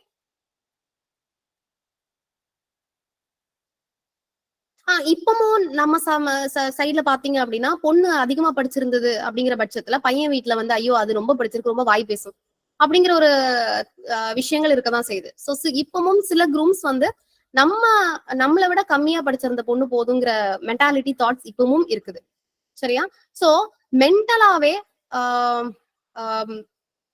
எஜுகேஷனும் சரி, மென்டலா think பண்றதும் women வந்து இன்ஃபீரியரா தான் இருக்கணும் மென்னை விட அப்படிங்கிற அந்த விதமான தாட்ஸுமே இந்த சொசைட்டில still it is persisting. She is questioning that. Okay, இது வந்து exactly the word mentioned in the text. The identity of women is determined by her biology, right? Biology அப்படிங்கிறது ஃபீமேல், உமன்ங்கிறது வேற, ஃபீமேல் அப்படின்னு ரெப்ரசென்ட் பண்றது வேற. ஃபீமேல்னு எதை ரெப்ரசென்ட் பண்றோம்? பயாலஜிக்கலா, right? We'll have a different form in our body, அததான் நம்ம ஃபீமேல்னு சொல்றோம், ரைட்? சோ ஒரு விமனோட ஐடென்டிட்டி அப்படிங்கிறது female, biologically framed. Okay, so Friedan, who had a degree in psychology, criticizes the founder of psychoanalysis, Sigmund Freud. Sigmund Freud criticise பண்றாங்க, right? ஏன் அப்படின்னா அந்த ஆள் வந்து ஒரு விஷயம் சொல்லியிருப்பாரு பாருங்க, அதான் அடுத்த code. Nature has determined women's destiny through beauty, charm, sweetness. But the position of women will surely be what it is. In youth, an adorned darling, and in mature years, a loud wife. Okay? So, woman-oda destiny, beauty-la, charm-la, sweetness-la irukku, loud wife-a irukradhula irukku. அப்படிங்கிற மாதிரி சொல்லுது. So, she actually criticizing the unproven concept of him, of Freud, penis envy, in his article on the sexual theory of children. Please make a note. On the sexual theory of children, which is an article by Freud, okay, where he discussed about penis envy. Okay, how biologically they were dominated. Men biologically dominated. Okay, that is what penis envy. Read more about it. Okay, so who criticized penis envy in Feminine Mystic? The answer is Betty Friedan. Okay, so which work was criticized by Betty Friedan? Of in Freud oda endha work Betty Friedan criticize பண்ணிருக்காங்க இந்த article on the sexual theory of children 1908. Clear? So it's a very long work. So far பார்த்த வரைக்கும் I believe you enjoyed. சரியா? தூக்கம் வந்துட்டா? Whether it is Lalabi? Ma'am. Nova. Good. பரவாயில்ல, கொஞ்சம் திருப்தியா இருக்கு. Fine. So we have a little question session now. Priya, can you ask questions? Yes, ma'am. Yeah, please.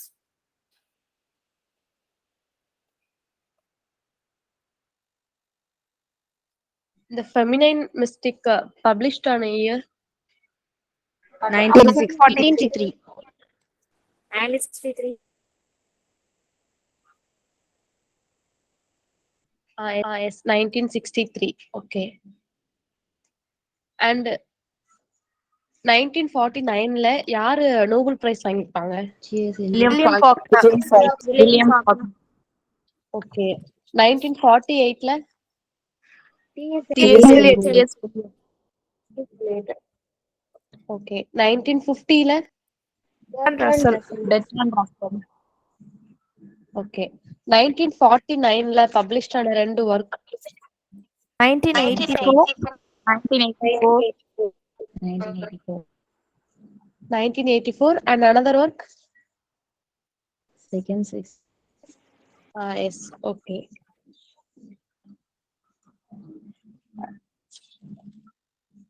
Undo the Lost. யாரோட work? John Ruskin. Yes, John Ruskin. Okay. The feminine mysticல பெட்டி ஃப்ரைடன் வந்து யார criticise பண்ணிருப்பாங்க? Sigmund Freud.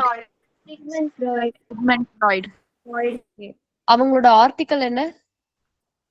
Penicillin. Okay.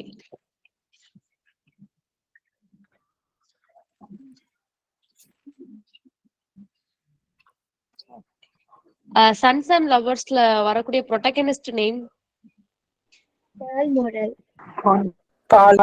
Okay, Palmer. அவங்களோட mother name?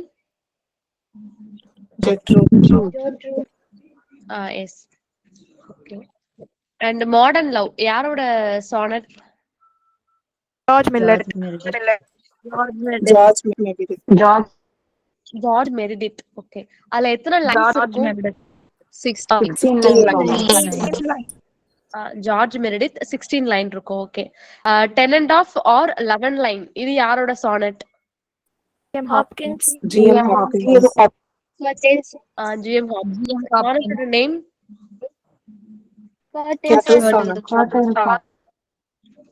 Curtal sonnet. Okay. அவங்களோட ஒரு போம்?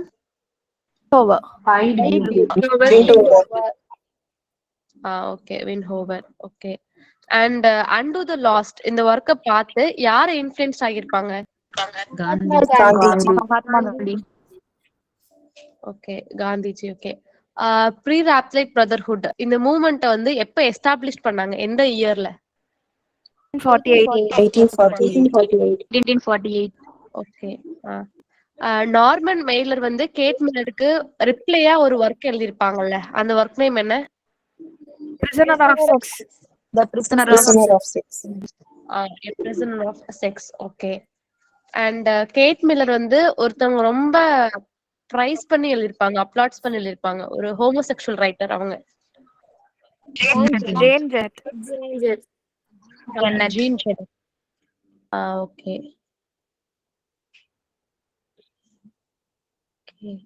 And lady Priya, thank you. Okay ma'am. Priya, I'll just read, okay? Okay ma'am. So, time illa, that's why. Okay. Hope you won't mind. Priya? Okay ma'am, thank you ma'am.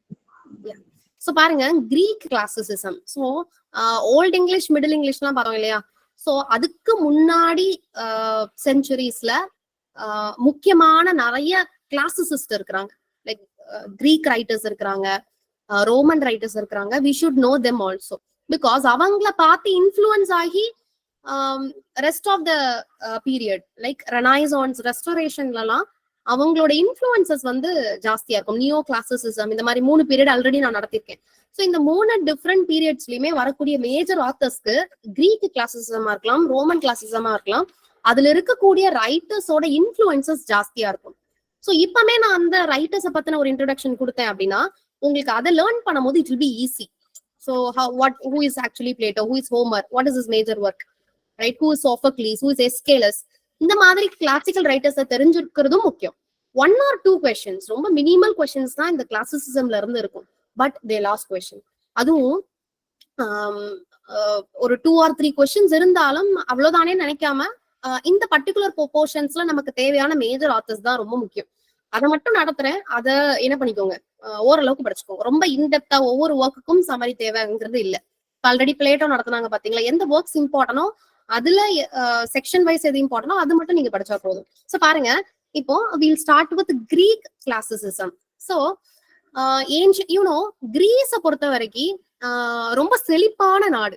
சரியா? நீங்க சிவால்ரிக் romances எல்லாம் எடுத்து பாத்தீங்க அப்படின்னா mostly Greek ஹீரோஸை வந்து பயங்கரமா celebrate பண்ற விதமான ரைட்டிங்ஸ் எல்லாம் இருக்கும். Right? For example, if you take ஹோமரோட Iliad and Odyssey, you have heard about those works இல்லையா? அதுல வந்து கிரீக் ஹீரோஸ் பயங்கரமா போர்ட்ரே பண்ணுவாங்க. சிமிலர்லி ட்ராய்ஸ் ஹீரோஸ், ட்ரோஜன் சிட்டியை சார்ந்த ஹீரோஸையுமே பயங்கர போர்ட்ரேயல் இருக்கும். சரியா? சோ இந்த மாதிரி ஒரு மாதிரி சிவால்ரிக் ரொமான்சஸ் வந்து அந்த டைம்ல வந்து it plays a major role. நான் பிகினிங்ல சொன்ன மாதிரி யூனோ இதெல்லாம் வந்து 4th century 5th century, right? ஆதி காலம். அப்போ அந்த காலத்துல நீங்க ரைட்டிங்ஸ்ங்கிறத பொறுத்த வரைக்கும் உங்களுக்கு வந்து it is not in return form. கதை தொடர்ந்து ஒவ்வொரு சென்ச்சுரிஸா பாஸ் டவுன் ஆகி லேட்டர் பீரியட்ல தான் அதை வந்து ரிட்டர்ன் ஃபார்ம்ல கொண்டு வருவாங்க. சரியா? இந்த பாயிண்ட் ஞாபகம் வச்சுக்கோங்க. ஈவன் இலியட் அண்ட் ஒடிசி எழுதுனது ஹோமர் அப்படிங்கிற பிலீஃப் தான் இருக்கு. சரியா? அக்யூரேட்டா நம்மளால அதை சொல்ல முடியாது. Okay, it is believe those work were written by the great epic poet Homer, right? So பாருங்க, இப்ப ஏன்ஷியன்ட் கிரீஸ் எடுத்துக்கிட்டீங்கன்னா கிரீக்க 3 different periods பிரிக்கலாம். சரியா? the first period is archaic period, that is actually time of Homer. Homer வாழ்ந்த காலத்தை archaic period அப்படின்னு சொல்லலாம். Right? அதாவது ரொம்ப பழமையானது. சரியா? பட் இப்போ பிரசன்ட்ல அதுக்கான வேல்யூங்கிறத தாண்டி அதுல இருக்கக்கூடிய ரிட்டர்ன் ஃபார்ம்ஸோ அதுல இருக்கக்கூடிய வார்த்தைகளோ உபயோகத்துல இல்லாதது. அததான் நம்ம ஆர்கேயிக் அப்படின்னு சொல்லுவோம். I hope you got the point. அடுத்து classical. it was a time of Aeschylus, who was a father of tragedy, right? Then Sophocles, who wrote Oedipus Rex. இப்பதான் நான் இடிப்பஸ் காம்ப்ளெக்ஸ் பத்தி சொன்னேன் இல்லையா? இடிப்பஸ் காம்ப்ளெக்ஸ் அப்படிங்கிற டேர்மே சாஃபக்லீஸோட Oedipus Rex அப்படிங்கிற ஒர்க்ல இருந்துதான் அந்த காம்ப்ளெக்ஸ்க்கு நேமே வந்தது, Oedipus Rex. So Sophocles, he was a great tragedian like Aeschylus. Then Plato, Aristotle, Pindar, all these people were Greek classicists. I believe you know all such writers. They were really great writers of classicism. Then the next division is Hellenistic. அதாவது கிரீஸ்ல ஒரு particular காலகட்டத்துல கல்ச்சரும் சரி பொலிட்டிக்கலும் சரி பொலிட்டிக்கலாவும் அந்த country வந்து ரொம்ப செழிப்பா இருந்திருக்கும். Right? It was actually the place of arts and letters. Right? It was actually well celebrated city. அந்த மாதிரி அந்த கல்ச்சரை செலிப்ரேட் பண்ற அந்த எராவை தான் எப்படி ரெஃபர் பண்றாங்க அப்படின்னா ஹெலனிஸ்டிக் அப்படின்னு ரெஃபர் பண்றாங்க. Okay, hope the points R clear. பாருங்க, Greece was divided into 3 periods. The first one is archaic, second is classical, the third is Hellenistic. Archaic is the time of Homer. Classical period அப்படின்னா இந்த great 5th centuryல இருந்து நம்ம classical period அப்படின்னு சொல்றோம். அதுல இருக்கக்கூடிய writers பாருங்க. Then the final period is Hellenistic period. Right? Greece was culturally dominated and there was some political issues were there. Right? நீங்க ட்ரோஜன் வார்லாம் பாத்தீங்க, ட்ரோஜன் வார்க்கு அப்புறம்லாம் நீங்க வந்து கிரீஸ் எல்லாம் பாத்தீங்க அப்படின்னா ட்ரோஜன் வார்ல அது வெற்றி பெற்றிருப்பாங்க. ஃபைனலா அதுக்கு அடுத்து போக போக போக போக அதோட டெக்லைன், பொலிட்டிக்கல் டெக்லைன் அப்படிங்கிறது வந்து இருக்கதான் செஞ்சுச்சு. சோ கிரீக் கொஞ்சம் கொஞ்சமா இறங்கும் போது அந்த இடத்துல யாரு டாமினேட் ஆக ஆரம்பிக்கிறாங்க அப்படின்னா ரோமன்ஸ் டாமினேட் ஆக ஆரம்பிக்கிறாங்க. சோ இப்படி கிரீக் வந்து டெக்லைன் ஆகுது, ரோமன்ஸ் வந்து ரோமன் எரா வந்து ஃபிளரிஷ் ஆகுது. So this is how you can find the ancient time of Greek and Rome. சரியா? சோ அடுத்த பாயிண்ட் பாருங்க, Roman classicism developed during Hellenistic period. இப்ப ஹெலனிஸ்டிக் பீரியட்ல தான் கிரீஸ் குறையுது, கிரீஸோட டாமினன்ஸ் அப்படிங்கிறது பொலிட்டிக்கலா குறையுது, பொலிட்டிக்கலா ரோமன்ஸ் வந்து டெவலப் ஆகுறாங்க. சரியா? அதை இப்ப கன்ஃபியூஸ் பண்ணோட, I tell the point later. இப்போ கிரீஸை பொறுத்த வரைக்கும் இட் இஸ் ஆக்சுவலி, கிரீஸ்னா ஒரு பர்டிகுலர் கண்ட்ரி தான், பட் அது வந்து சின்ன சின்ன ஐலாண்ட் மொத்தமா சேர்ந்துதான் நம்ம வந்து அதை கிரீஸ் அப்படின்னு சொல்றோம். அதுல நீங்க முக்கியமான ஒரு சிட்டி ஸ்டேட் என்ன அப்படின்னா Athens. You should know that. சரியா? ஏத்தன்ஸை பேஸ் பண்ணி வரக்கூடிய ஒர்க்ஸ் ஜாஸ்தி. சோ அதனால இந்த ஏத்தன்ஸ் அப்படிங்கறத ஞாபகம் வச்சுக்கோங்க. சோ ஆப்வியஸா அடிக்கடி அந்த ஒரு கண்ட்ரி தான் இருக்குது, அந்த கிரீஸ் குரூப் ஆஃப் ஐலாண்ட்ஸ். ஒவ்வொரு ஐலாண்டுக்குள்ள ஒரு விதமான ஓடிக்கிட்டே இருக்கும். அதனாலதான் பொலிட்டிக்கலா கிரீஸ் டெக்ளைன் ஆகவும் செய்யும். So obviously you should know that all the groups in Greek islands, all the city states in Greek island often conflicts with each other, right? This is a political backdrop. So in the archaic period பாப்போம். இப்ப archaic periodல renowned poetsல time of Homerன்னு சொன்னேன். We can Hesiod, Sappho, this man is Homer. பாருங்க, இவர்தான் Homer, இவங்கதான் Sappho, he is Hesiod. All these people were renowned writers. Homerோட work இப்ப என்ன சொன்ன சொல்லுங்க பாப்போம். Iliad and Odyssey. Yeah, Iliadோட sequel தான் Odyssey. You know what is mean by sequel? படத்தை சிங்கம் part 1, சிங்கம் part 2. ஓகே, சோ அதுதான் for part 1 Iliad, அதோட கண்டினியூவேஷனா Odyssey இருக்கும். அதுக்கு எக்ஸாக்ட்டா இருக்கும் அப்படின்னு நினைக்காதீங்க, சில டிஃபரன்சஸ் இருக்கும். இப்போ Sapphoவோட work Epithalamium is a work by Sappho, who was a Greek classicist. Okay, who wrote Epithalamium? Edmund Spenser. Very good. Edmund Spenser. Yeah, very good. Epithalamium is by Sappho. Epithalamium is by Edmund Spenser, 1595. Okay, and Homerோட work Iliad, Odyssey மாதிரி the battle of frog and mice அப்படின்னு சொல்லிட்டு ஒரு text இருக்கு. And அந்த ஒர்க்குக்கு Homer தான் obviously ஆத்தரா இருப்பாரு அப்படிங்கிற பேச்சு இருக்கு. Okay, it was actually attributed to Homer, but it is not sure. அடுத்து பாருங்க, Homer. We'll see about Homer. We know that Homer பத்தி சொல்லணும்னா actually he was visually impaired, right? அங்கங்க சும்மா சுத்திட்டு அலைஞ்சிட்டு வாயில வரத பாட்டு பாடிட்டு இருந்த ஒரு ரைட்டர் தான் யாரு அப்படின்னு பாத்தீங்கன்னா, he was a very commoner. He was a commoner. அதுதான் ஹோமர். சரியா? சோ அவரோட லைஃப் வந்து அப்படிதான் இருந்தது. மேக்சிமம் அவரோட லைஃப் எப்படி இருந்தது அதுக்கான ஹிஸ்டரி எல்லாம் பெருசா தெரியாது. சரியா? But he wrote 2 notable epics in English literature, right? அது என்ன அப்படின்னா, one is Iliad, the another one is Odyssey. Obviously இங்கிலீஷ்ல லேட்டர் பீரியட்ல டிரான்ஸ்லேட் ஆக ஆரம்பிச்சது. பாருங்க, works Iliad, the next one is Odyssey. So Iliad பொறுத்த வரைக்கும் you know it is the main backdrop of Iliad is Trojan War. சரியா?